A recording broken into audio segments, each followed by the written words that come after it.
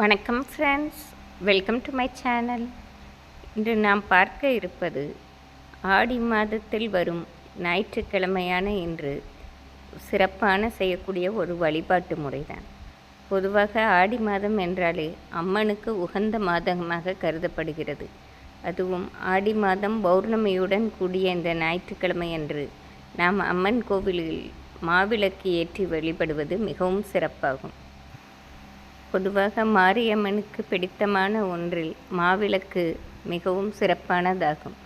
நாம் வேண்டுதல்களை வைத்து அம்மனுக்கு மாவிளக்கு விளக்கேற்றும் போது அம்மன் மனமுகந்து ஏற்றுக்கொண்டு நமக்கு அருள் பாலிப்பாள். அதுவும் ஆடி மாதம் வரும் ஞாயிற்றுக்கிழமையில் நாம் மாவிளக்கை அம்மனுக்கு ஏற்றி வழிபடுவது மிகவும் சிறப்பாகும்.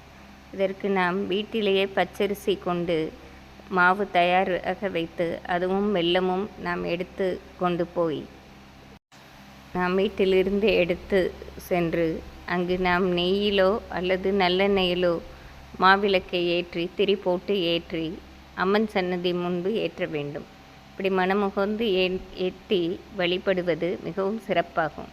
இப்படி மாவிளை நாம் ஏற்றும்போது ஒரு வாழையிலில் வைத்து ஏற்றுவதே மிகவும் ஏற்புடையதாக இருக்கும். நாம் மாவிளக்கை கோவிலில் ஏற்றும்போது அம்மன் சிலைக்கு நேரே உள்ள மாதிரி நாம் ஏற்ற வேண்டும்.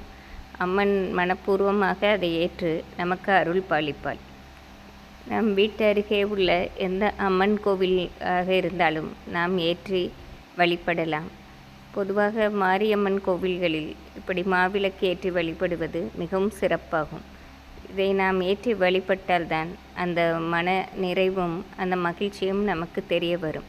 கண்டிப்பாக நம்மால் முடிந்தவரை ஒரு ஆடி ஞாயிற்றுக்கிழமையாவது இவ்வாறு ஏற்றி வழிபடுவது மிகுந்த ஏற்றத்தை தரும். நாம் அனைவரும் மாவிளக்கேற்றி அம்மனின் அருள் பெற்று நன்மை அடையலாம். நன்றி, வணக்கம்.